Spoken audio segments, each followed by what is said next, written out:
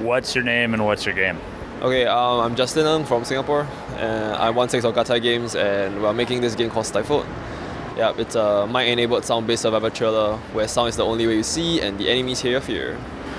Yep. So what audio-based games inspired you, if any? I think when we started a project back in school, there wasn't really any games that really kind of inspired us. It was more like the lead designer saw this game, saw this video on YouTube that this girl was like walking around, finding her way around the world using sound. So it's like she made like a sound thing, and then it paused out. It created like a bunch of visuals, and those visuals changed according to her mood. And then our lead sound designer / programmer was kind of like, okay, I want to do like a sound game. So that kind of melded together, made sense, and we slowly started making Lurking, and then now Stifled. Yeah. How'd you come across that YouTube video? Oh, I'm not the one who came across it. It's more like I think they were just, I have no idea how he came across it. Like the lead designer found the video. Yeah. I was just there and I was like, oh, okay, sure. So what's your role on the project? So like for the student project, I was like more of like a producer / artist / game designer. And currently at Gatai Games, I'm like doing the design and business guy. So it's like I help with design work here and there. I do like UI UX, graphic design, and mostly business stuff. So like marketing, making sure there's money in the bank, all that stuff. Yeah. So how is everybody on the team kind of multidisciplinary? I would say so. Yeah. Like we got 6 guys, right? So I'm doing design and business. We have two of my co-founders are like programmers. So we have Brian, who's like engineer / sound guy. Wesley is more like just a pure engineer actually, but he's a really good one. We have Dexter, who was the lead designer on Lurking. He is like a designer / writer. We have Weiren, who is what does he do? Oh, he's an artist, game designer, a bit of animator as well. And we have Andre as well, which is a game designer and animator.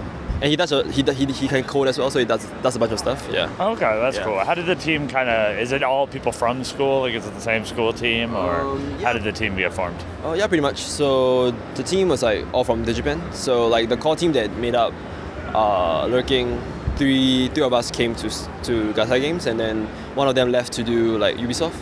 He went to work for Ubisoft. Ubisoft Singapore. Yeah. And the other 2 of them are like people that I worked with on projects before, and then I know that they can do stuff and do make good things. So it's like when we started to make like a bigger project that's Stifled, it's like, okay, do you guys want to come help out and then like try to make this thing happen together? And yeah, they were cool with it. So you guys all knew each other in Singapore and then came to go to Digipen? Oh, okay. We got to know. Okay, I knew a few of them during like previously before Digipen, but I kind of got close to them during Digipen. So Digipen Singapore is like there's a Digipen in Singapore. Oh, there's a Digipen Singapore. Yeah. I was like, you guys moved all the way to Seattle. No. And then went, okay, I'm gonna hang out with the other people from Singapore, and then went all the way back. Yeah, no. So there's a Digipen in Singapore.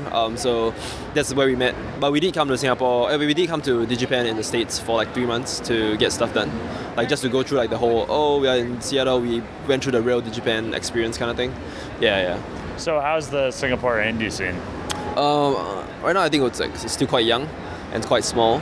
It's mostly dominated by, I would probably say, like mobile development, because like that's the kind of market that we are living in general.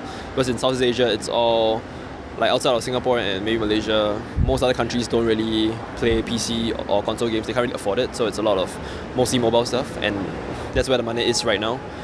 So like the few companies that I know that are doing like PC and console stuff is like us, and the guys from Witching Hour, they're making Masquerada, and Rocket Birds by... Oh, Rocket Birds. I didn't know that was made in Singapore. Rocket Birds in Singapore, yeah. Rocket Birds with... what's the company's name?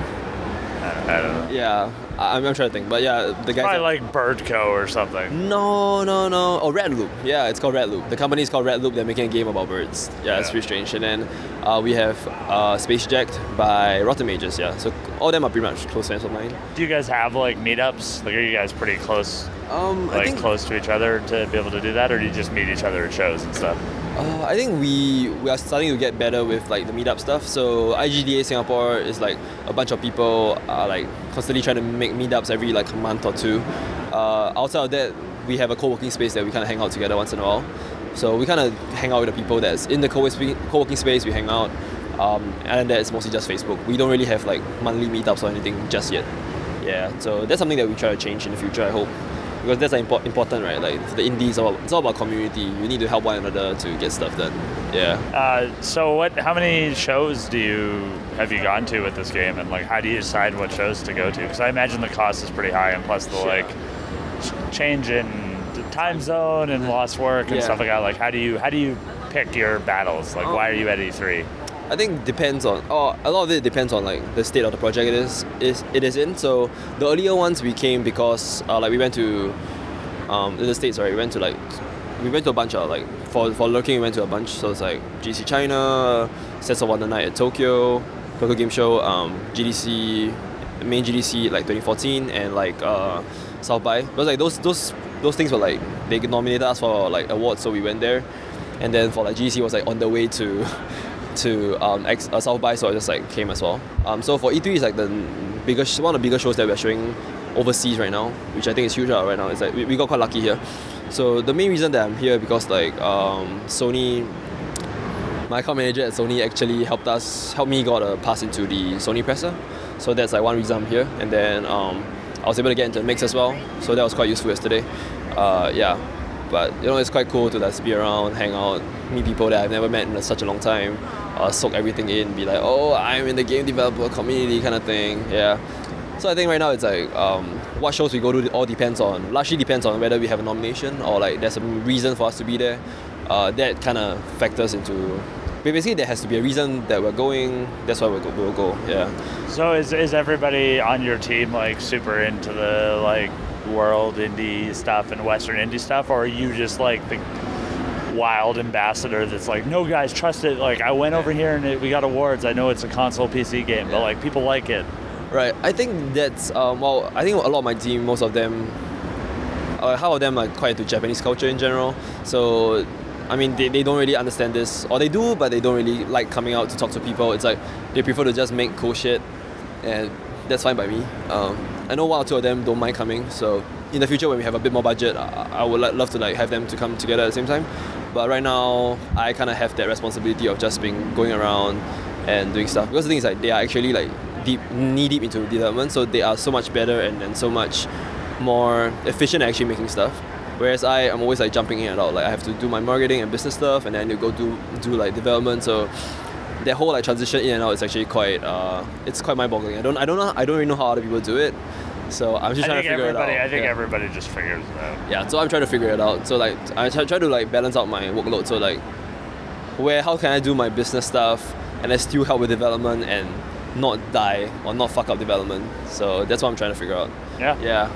Well, thanks for being on the question bus. Yeah, okay. Thanks for having me, yeah.